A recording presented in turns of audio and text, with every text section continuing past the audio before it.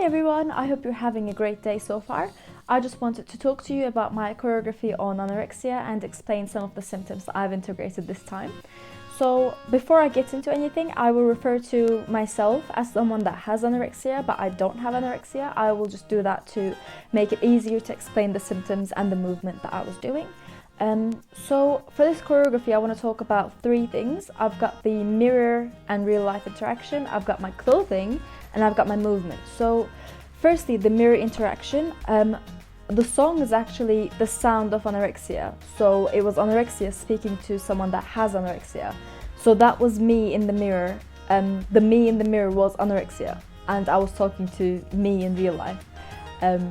So yeah, that was that. And secondly, my clothing. So I've started off wearing a very big baggy jumper, and that was intentional because people with anorexia tend to wear layers of loose clothing for multiple reasons, to stay warm, but also so that they don't receive any judgment from others about what their body looks like, because they may be too skinny and people might be concerned about their health and they don't want to have that conversation with anybody, so they're more likely to just hide behind loose clothing.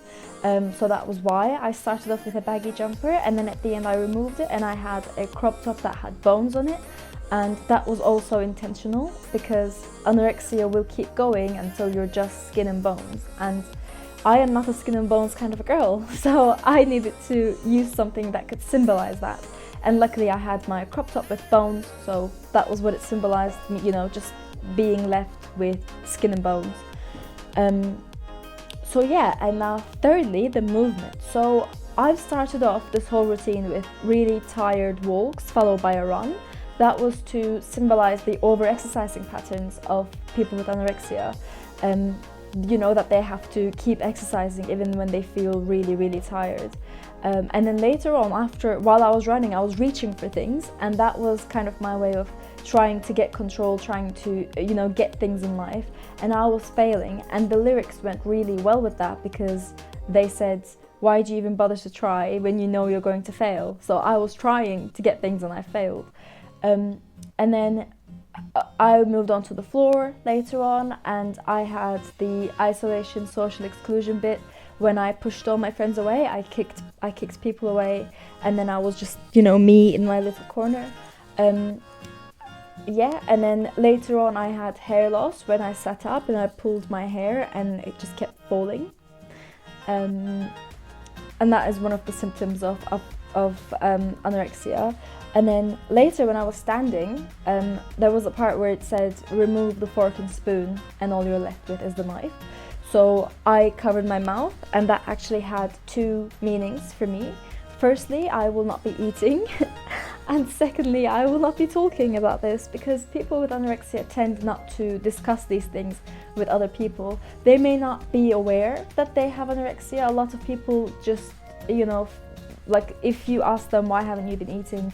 What's going on? They'll just tell you, well, I'm not hungry, I just don't want to eat, I don't feel like eating. They don't realize that there's a big problem. So it could be that, or it could be that if they told someone, they would most likely just say, just eat. But they can't just eat. It's like telling someone that has a broken leg, just walk. I can't just walk. So that's probably why they would prefer not to talk about it. So that was my thing, And actually being secretive is one of the symptoms of anorexia. And later I had my handguns like that. And that is because I think that anorexia is a very self-destructive disorder because it will just keep going until you die, essentially. So that was my way of showing that. And later, obviously, I was stuck. I couldn't get out of it, and that is because anorexia is addictive.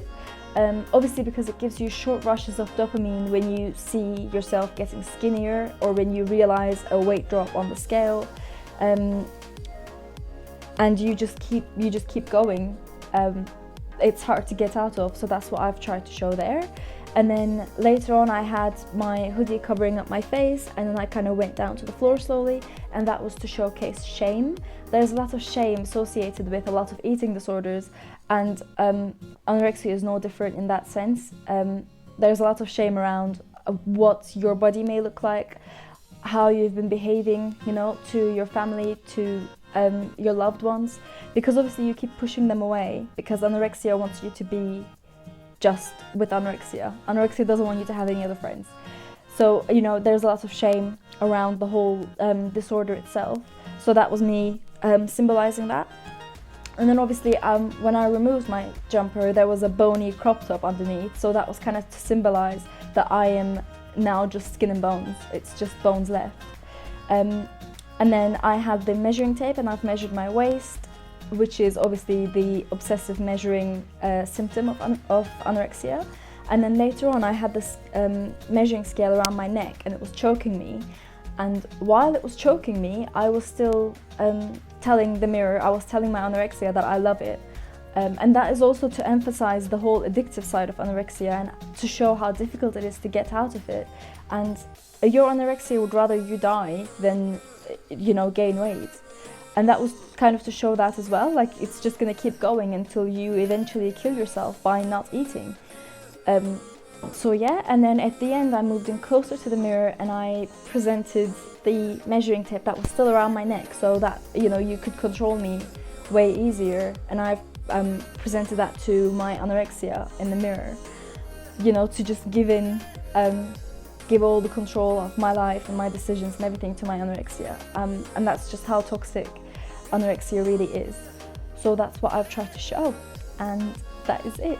So thank you for watching this video. Thank you for listening to me. I hope this video combined with the dance video made you understand anorexia a little bit better. And have a lovely day. I'll see you in the next one. Bye!